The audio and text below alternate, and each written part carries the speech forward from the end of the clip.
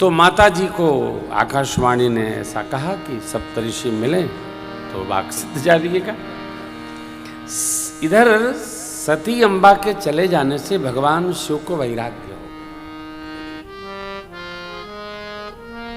जब ते सती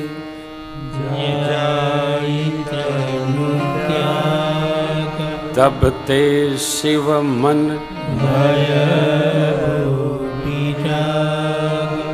वैराग्य तब तक नहीं होता है जब तक अपना कोई प्रिय से विछोह नहीं होता।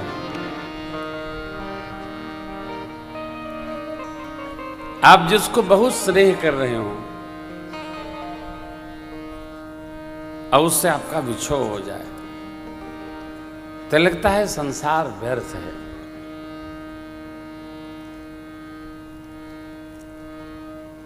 अच्छा, यहां एक बात निवेदन करूं बाबू, राइट डाउन इट।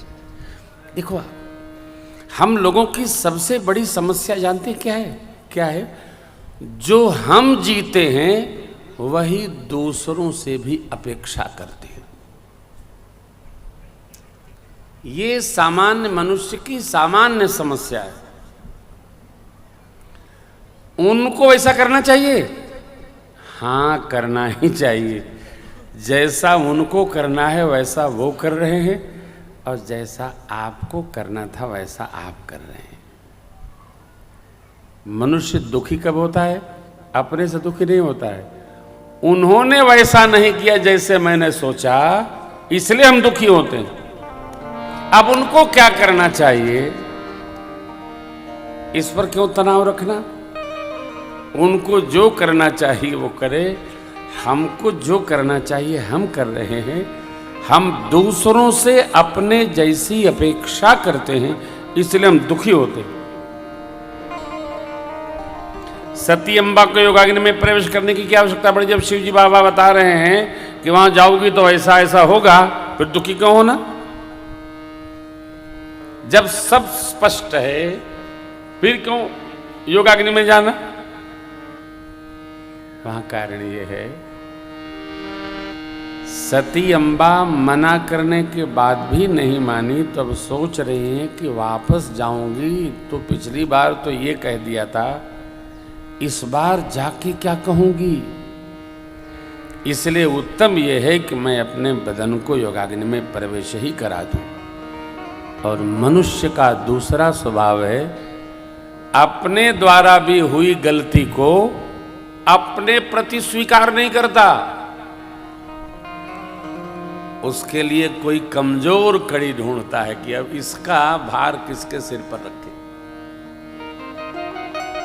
जो सबसे कमजोर होता है आदमी उसी के सिर पर धड़, अपने ऊपर नहीं रखेगा। क्यों? अरे हमसे गलती कैसे हो सकती है? हम कोई गलती करने के लिए बने हैं क्या? अपनी गलती दिखती नहीं है, अपनी अच्छाई दिखती है और औरों में गलती का दृश्य दिखता है। मेरे राम जी का ये परम स्वभाव है कि राम जी किसी में कमी नहीं देखते, उनको दिखता ही नहीं। क्यों? सब मम प्रिय सब मम उपजाए। माता पिता में अपनी संतति में कमी नहीं दिखती है, दूसरों में दिखती है। हम सब भगवान के माता, वो हमारे माता पिता, हम सब उनकी संतान हैं, भगवान के माता पिता नहीं। भगवान की हम सब संतति हैं, इसलिए भगवान अपने बच्चों में कोई कमी नहीं ढूंढते। इसलिए माँ सती जी को पार्वती रूप में भगवान ने दिया। और अब शिव चरित्र प्रारंभ होता है। जब ते सती जाई तनु त्यागा, तब ते शिव मन भयो।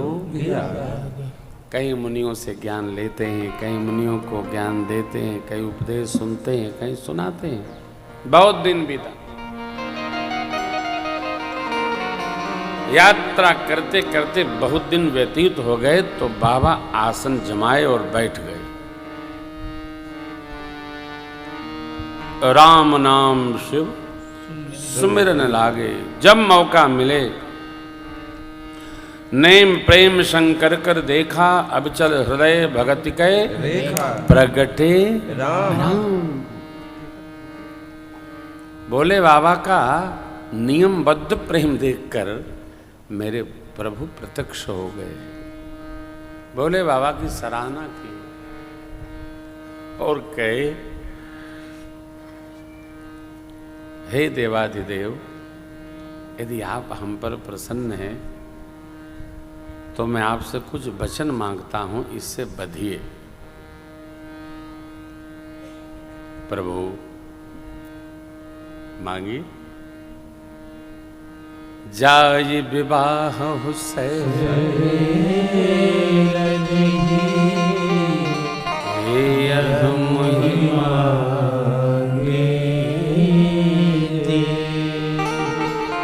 प्रथम दृष्टिया तो शिव बाबा ने मना कर दिया।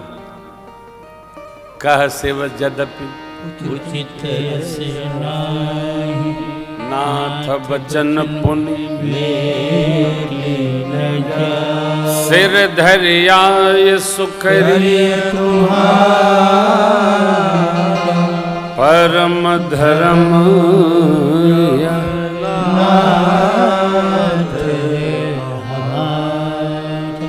यह प्रसंग कहता है, यद्यपि उचित अनुचित का विचार हम करें, परंतु कोई गद्दी ऐसी हो जहां हम सिर झुका करके बैठे और जो कहा जाए यथावत उसको माने, फिर अपनी बुद्धि का प्रयोग न करें। भगवान शिव ने क्या कहा? उचित अस नाही। एक बार व्याह करके मैंने देखा है, परंतु आप स्वामी हैं, माता पिता हैं। यहां सिद्धांत बोले बाबा, मातु पिता गुरु प्रभु के बानी, बिनहि विचार तुम सब भांति अज्ञान सिर पर नाथ तुम्हारी। आप मेरे सब प्रकार हितैषी हैं, इसलिए आज्ञा शिरोधार्य है। अब यहां एक समस्या है, शिव बाबा ने मना क्यों किया? क्योंकि प्रभु ने कहा था, जाई विवाह शैल जहीं। अब कोई मध्यस्थ बिना तो ब्याह होता नहीं है, कोई न कोई मध्यस्थ चाहिए। लेकिन श्री ठाकुर जी कहते हैं, जाई विवाह, अर्थात स्वयं मध्यस्थता का भी रचना बनाइए, कन्या के पिता के पास जाइए अथवा भेजिए, जैसे भी हो विवाह शैल जय करिए। परमात्मा विदा लिए। बहुत प्रकार भोले बाबा ने उनकी प्रशंसा की। उसी स्वरूप को हृदयस्थ रखते हुए पुनः परमात्मा में प्रवेश करें।